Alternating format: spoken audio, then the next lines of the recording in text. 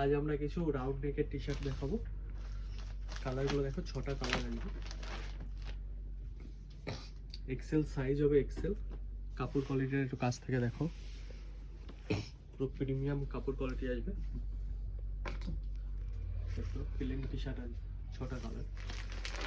এটা আসবে ব্ল্যাকের উপরে, সাইজ হবে 42। সিম্পল টি শার্ট হবে পুরো। সবকটা কালারই খুব সুন্দর কালার আসবে।